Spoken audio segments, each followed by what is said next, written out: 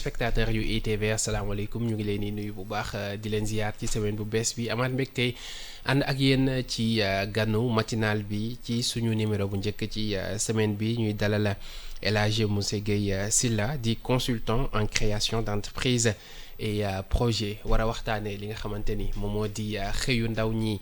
Ak tam bokk ci projet yi gën a mag wala kon chantier yi gën a mag yuy xaar nguur bi fi nekk ñu bëri ci ndaw ñi toog di yaakaar démb gis nañu visite bi nga xamante ne premier ministre def na ko Colobane promesse yi nga xamante ne également def na ko nan la ñu mën a gungee ndaw ñi ba ñu mën di liggéey mënal seen bopp donc loolu moom moo la ñuy waxtaanee ci ganu matinal bi ak El Hadji Monsieur Guèye Sylla ñu ngi lay nuyu bu baax te am mbégte dalal la si suñu plateau. Merci beaucoup Kandji maa ngi lay fay di nuyu les téléspectateurs et tous les Sénégalais qui sont en train de nous suivre. Merci. ñu am mbégte bu baax dalal ci suñu plateau ñu ngi koy wax tey l'emploi des jeunes doon li nga xamante ni mën nañu jàpp ni bokk na ci chantier yi gën a mag yuy xaar le président Diomaye et son équipe parce que ñu ci bëri ci ndaw ñi bokk na ci seeni revendication gis nañ ko si élection yi bu muy jub si tey mu doon question boo xamante ni bu am solo la question boo xamante ni également dañ ko war a jël au sérieux. Effectivement donc je pense que présentement c'est un impératif parce que bu ñu waxee emploi rek partout dans le monde moom moo nekk li nga xamante ne c'est au centre des politiques publiques donc su ñu waxee les politiques publiques d'emploi c'est des mesures mises en œuvre pour par les administrations publiques pour accroître non seulement le taux d'emploi mais aussi de dissoudre carrément le chômage. Mais gis nañ ne actuellement Sénégal dañu nekk ci tournant boo xamante ne bu ñu xoolee par exemple dans l'histoire de Abdou Diouf par l'ajustement structurel ñu ñëw ci Ablaye Wade par tout ce qui est désindustrialisation ñu ñëw ba ci Macky Sall avec la création beaucoup d'agences qui sont liées à l'emploi mooy ay ADPME ANPEJ DER et cetera gis nañ ne cette question n'a pas été résolue waaw dañu jàpp ne ñi fi jot a jaar ñëpp dañu échoué. waaw voilà il faut le dire ci foofu noonu waaw dañu échoué. Oui. Mais xam nga tey bu fekkee da ngay teg ay politique d'emploi. Oui. dafa am ay jalons c'est des programmes qui doivent être adaptés également à la réalité du marché. Mais aussi la cible jeune parce que adduna bi yëpp la chômage fépp la am mais ce qui est malheureux le jeune sénégalais il n'a pas l'information. C'est-à-dire amul information par rapport au type d'emploi les métiers amul itam information sur l'accompagnement mën naa la jox benn exemple. oui. dañu waxoon naa ko mooy DER direction de l'entrepreneuriat rapide. dont son rôle également mooy ñu jéem a xool nan la ñuy accompagner l'entrepreneuriat de masse donc l'entrepreneuriat de masse c'est des politiques yoo xamante ne c'est pour effectivement répondre directement au chômage. bokk na sax si lu ñuy wax les politiques passives parce que bu fekkee dañuy dem ci terme d'emploi il y a les politiques actives dont leur rôle également c'est d'accroître directement le taux d'emploi ñu yégal ko.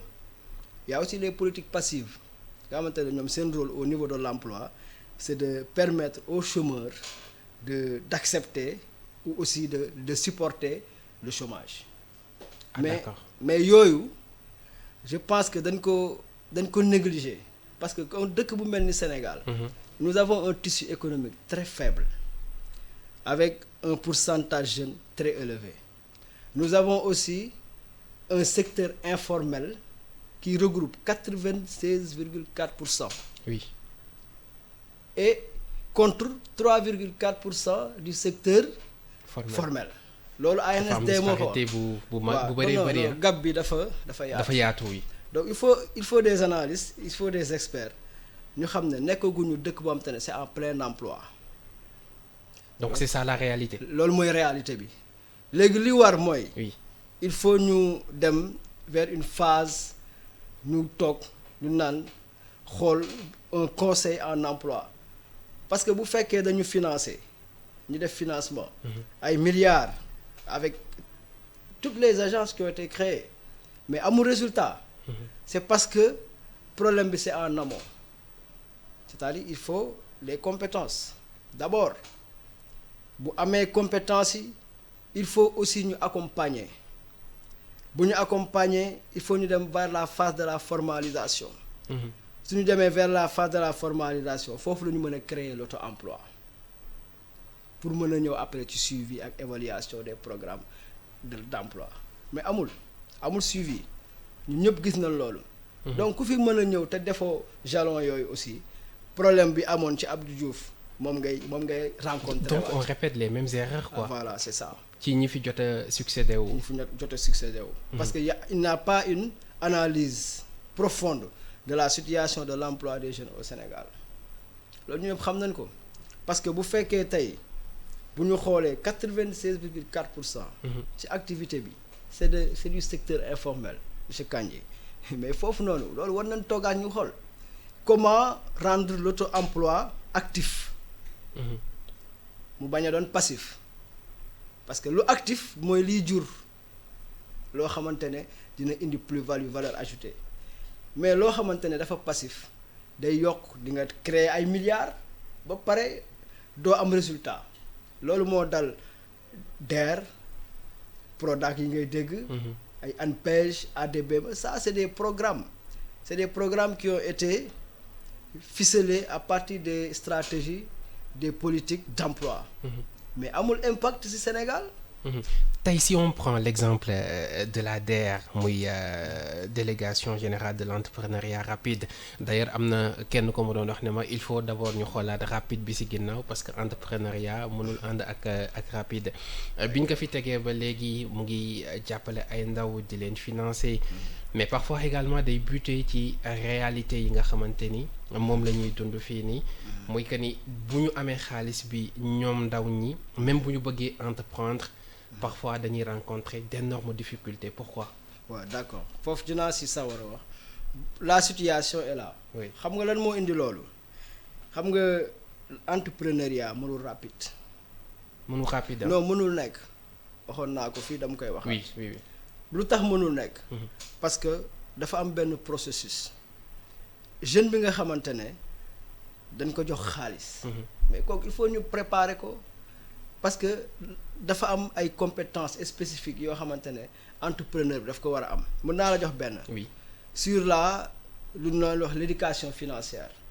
lan mooy l'éducation financière? L'éducation financière donc ça permet de bien gérer une situation boo xamante ne par exemple ñu lebal la xaalis.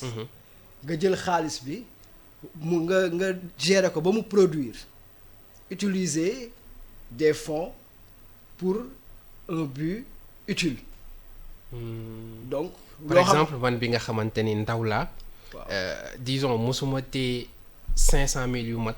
ñu xëy suba joxandoo ma 10 millions. nan laay gérer xaalis boobu noonu. merci d'accord gis nga loolu. oui loolu moo indi échec yu bari parce que tey su fekkee jeune bi da nga ko jox 10 millions.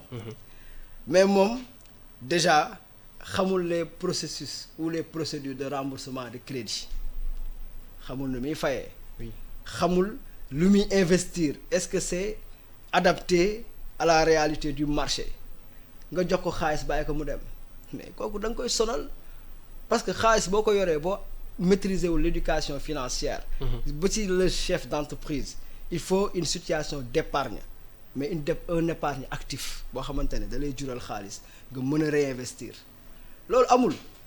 beneen aussi gis nañ manque de compétence mooy la qualification.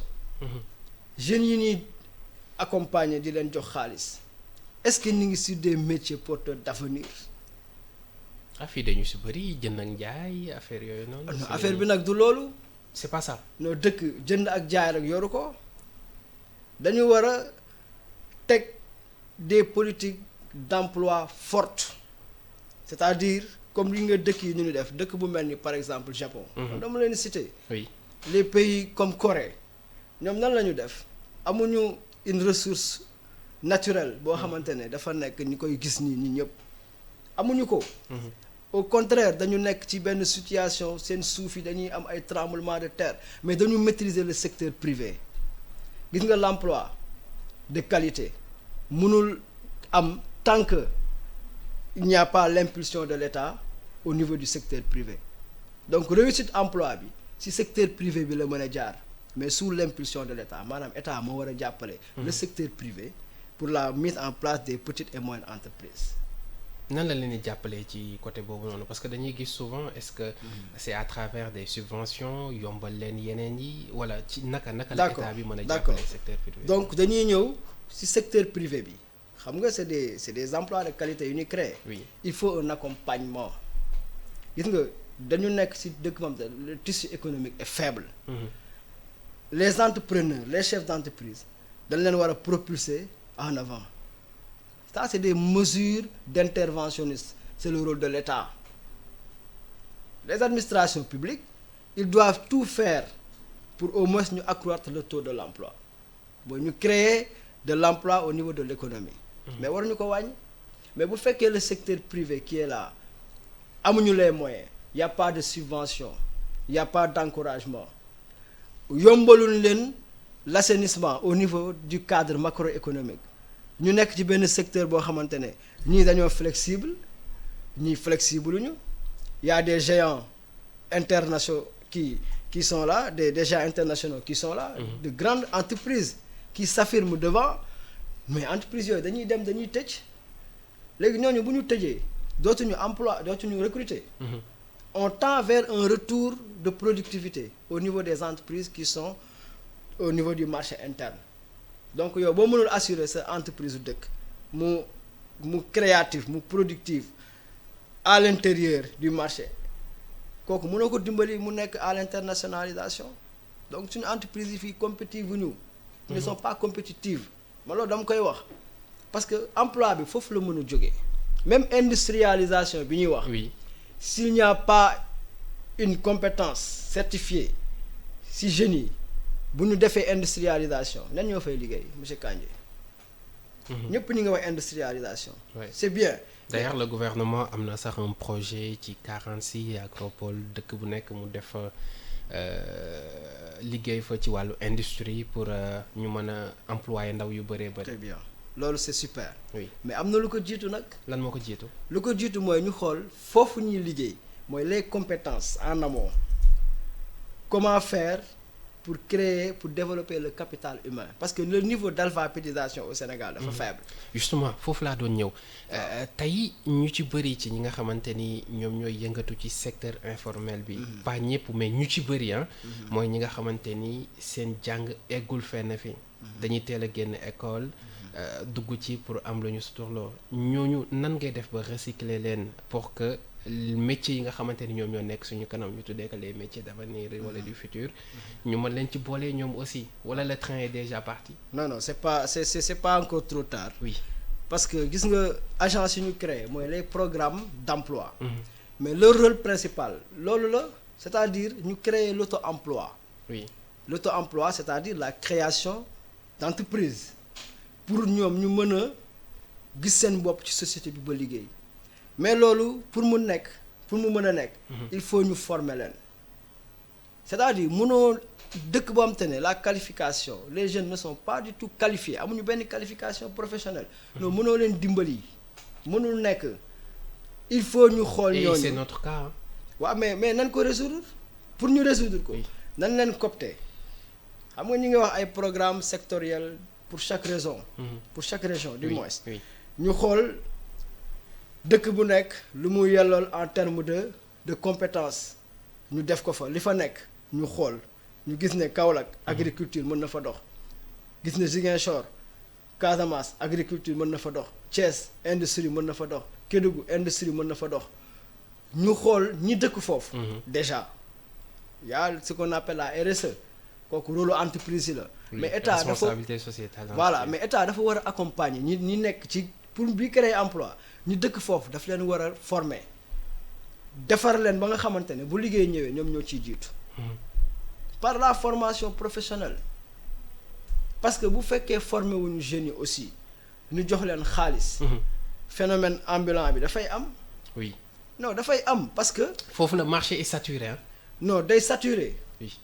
parce que c'est normal mu saturé parce que y a pas d'autres emplois yu ñu gis ñu mën ko def même bu fekkee agriculture da nga koy def il y a l'entrepreneuriat agricole da nga ko war a xam nan la ñuy bayee xam bu ñu bayee nan la ñuy defee la transformation ba ci dem ci agro business bi ba mën a jaay ba mën a exporter mais loolu baykat bi bu ko xamulee mais du dem monsieur Kandji donc il y a un problème réel il faut ñu informer jeunes yi wax leen la réalité de ce qui se passe ñi nga xamante ne au niveau local mën na leen copter ñu jël leen encadrer leen suivre leen yóbbu leen ci entrepreneuriat jusqu'à la réalisation d'une valeur ajoutée ñu mën a moom seen bopp. donc ci toutes les étapes yi nga xamante ni moom moo war a am ci préparer leen jox leen compétences yi financement bi aider leen à ce que ñu am business plan di lu am solo. et ñu bëri également duñu ko def ci bu ñuy soobu ci dara.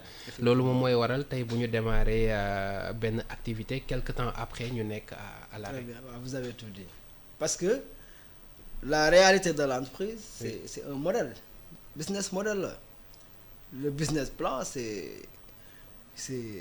mën nañu wax ne moom mooy photocopie entreprise bi parce que dina la jox fi nga commencé ba fi ngay jëm première année deuxième année troisième année sa projet xam nga ban moment lay rentable parce que l'idée de projet boo ko amee nga transformer ko en projet mettre en œuvre des actions bu fekkee am nga un bon business plan da nga koy suivre étude marketing financière bi ba ci rentabilité tout ce qui est prévision mais bu fekkee jeune bi amul loolu yëpp amul structure bu ko teg loxo emploi bi du bouger dañuy comme li dal moom ñaata agence la ñu créé. y a beaucoup y a combien de programmes d'emploi au Sénégal mais amul benn résultat impact xaalis boobu ñu c'est des centaines de milliards qui ont été financés mënul impacter wu sur le taux d'emploi au Sénégal. mais loolu ça c'est loolu dañ ko war a xoolaat. on ne se pose pas les bonnes questions. yooyu nag la ñu war di xalaat mais il faut mu am suivi parce que tey mënoo dugal fenn ay milliards pour régler une situation politique. d'emploi interne notamment la cible jeune et les femmes. oui ñu pare impacté wul chaque fois yaa ngi gis ne dafay gën a am écart ak gap kon am na problème. tey pour résoudre loolu est-ce que jarul puisque génération bii nii c'est un peu compliqué pour ñoom mais tàmbalee ko ak génération yi di ñëw c'est-à-dire ci bu ñuy tàmbali école ñu leen di former waale ci entrepreneuriat processus yi état bi ñu màggale ak moom. d'accord bon loolu mën na nekk. oui loolu mën na nekk d'ailleurs sax dañ ko war a def pour ñu bañ la génération nouvelle ak àdduna bi ñu dem nga xamante ne tout est changement. parce que conjoncture bi ñu nekk ak contingence yi nga xamante ne dafa nekk ci àdduna bi marché bu nekk mën na changer fi mu toll nii moom àdduna bi ñu nekk. ku ci nekk xoolal nooy demalee sa bopp pour nga génn ci donc au préalable je soutiens li nga wax il faut ñu jël la formation au métier intégrer jeunes yi ñu jéem a dugal seen bopp ce leadership entrepreneurial teel a xam lan mooy liggéey teel a am métier teel a mën a jël sa bopp. via l'auto-emploi beneen bi. mais loolu balaa ngay egg ci beneen bi loolu changement de paradigme ak de mentalité lay doon parce que ñun suñu modèle école suñu modèle formation. mooy tey dem jàngi di xalaat ëllëg état bi employé la nga toog ci bureau def costume cravate. waaw gis nga loolu. loolu dafa sori si ñun en fait. waaw c'est quelque chose de profond. voilà mais gis nga loolu dañuy xool moo tax il faut ñu xam aussi fu ñu jëm gis nga employabilité. oui auto-emploi mais fii les entrepreneurs yi. dëkk yi am plus d'entrepreneurs ñooy les pays les plus riches mais état mënul générer des emplois mënul nekk les administrations publiques leur rôle. c'est d'accroître le taux d'emploi par des politiques yu ñu mën a teg mais secteur privé moom mooy employé secteur privé moom mooy booster sax le PIB. par la croissance économique plein emploi mënul am ci dëkk tant que entreprise yi compétitive wu ñu kooku c'est une réalité qui est là. mais également les solutions qui sont là pour ñu former génération bi di ñëw nañ ko commencer ci génération bi fi nekk. La reconversion dafa am.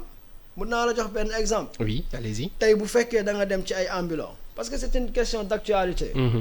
nga ne da nga leen di financer nga may leen yaakaar ne dinaa leen yóbbu ci beneen paradigme dina leen jox xaalis ñoom xaalis boobu la ñuy dégg mais il faut poser des conditions. yan mooy conditions yi. les métiers ku ci ne am na loo jàng. ku ci amul métier foofu da ngay def le recyclage nga xool ñi nga xamante ne. am nañ une formation nga ne ñii kat jàng nañ am nañ qualification professionnelle bi nga orienter leen vers ce qu'ils ont appris comme métier en sachant que ça doit être en adéquation avec la réalité du marché. ñi nga xamante ne amuñu métier gis nga jàng du wees boo ci xoolee ñu dem de 20 ans ba 25 ans de 30 ans tranche d'âge bi. ku ci ne Sénégal fu mu toll nii soxla na main d'œuvre industrielle. Il faut anticiper il faut la planification. Au niveau des emplois si nomenclature yi am nañu pétrole am nañu gaz. am nañu fer. Il y a beaucoup de choses qui sont là. am nañu or am nañu or. am nañ lu bari macha allah. voilà léegi ñooñu am nga tam jeune lu gën a rare mooy une jeunesse qui est là. oui qui a du sang neuf et une jeunesse qui est active. gars yi bëgg nañ liggéey. mais dañ leen tegul ci conditions yooyu mën naa la jox benn exemple. oui allez-y. am na ñu bari des fois. lu tax du ñu dem xam nga y a les institutions financières. oui et de microcrédit. mais am na entrepreneur boo leen waxee pour nga def approchement à une banque taux d'intérêt bi. oui dañuy ragal. léegi foofu nag la éducation financière bi am solo mooy la question d'information bu mu lay wax tey boo jëlee un secteur informel boo xamante ne niche la qui regroupe 96,4% des emplois. ñooñu boo leen formaliser créer nga auto-emploi. nga yóbbu leen vers une motivation boo xamante ne dañuy xam ne lii ñuy liggéey pour ñoom la. Si chaque entrepreneur crée 5 emplois sous l'impulsion de l'État. La solution sera réglée. boo jëlee 1000 entrepreneurs. ku nekk créer. 5 emplois c'est 5000 emplois 5000 emplois oui. mais environnement yooyu mais yeneen dëkk yi noonu lañ def. ñooñu également à leur tour. pare ñu créé waat mu nekk disons une création en chaîne. waaw mais création en chaîne boobu lan moo ko mën a rendre positive. oui mooy le marché interne. gars yi itam jëlaat ko. ma jox la benn exemple. oui ñu yóbbu Sénégal defar oto par exemple. oui te gis nga yooyu dañ ci toll. nous sommes à l'ère de l'industrialisation. à tous les domaines. dans tous les domaines tey bu dee Sénégal da ngay defar oto par exemple. nga créer marque boo xamante ne Sénégal la. di ko jaayaat ci biir dëkk bi Sénégalais di ko jënd à un prix abordable. oto yu baax nag. oui mais foofu yaa ngi dugg ci croissance économique bu extraordinaire. c'est important. parce que ce PIB dafay dem yoonam xoolal day daw te boobu investissement privé ñëwagul. parce que loolu mënul ñàkk ci dëkk. l'investissement des étrangers. mënul ñàkk dañu nekk ci benn global planète man moom laay wax ma ne fii amatul Sénégal. amul Égypte amul Mali amul États-Unis benn àdduna la nekk benn dëkk la. village planétaire hein? Voilà c'est ça. c'est très important malheureusement li ñu cëraloon ci waxtu yegg nañu ca. ma El Hadj Mame Moussé Guèye Sylla ñu amoon mbégte dalal la ci ganu matinal bi consultant nga en création d'entreprise et projet sant la bu baax gërëm la jox la rendez-vous très prochainement si yeneen numéro incha allah. D'accord merci beaucoup Kandji di la remercier surtout à ce que ce thème là très important. di nuyu surtout ma famille la famille Sylla depuis Liberté 4. et tous mes amis di wax ni rek la jeunesse porter bu ma leen ni message bu ma leen di porter mooy nañu gën a gëm seen bopp ñu tendre vers l'espoir am yaakaar seen bopp ba pare jéem a bañ a xaar lenn loo xamante ne da leen yóbbu sur des rêves wala ay désillusions. am na solo merci beaucoup c'était un plaisir dalal la ci suñu plateau jaajëfal Fatima Kandiaye moo féete woon ci xarale gi si kàddu gi Mohamed Kandji la woon jox leen rendez-vous ëllëg incha allah ak beneen invité très bonne journée et excellente semaine.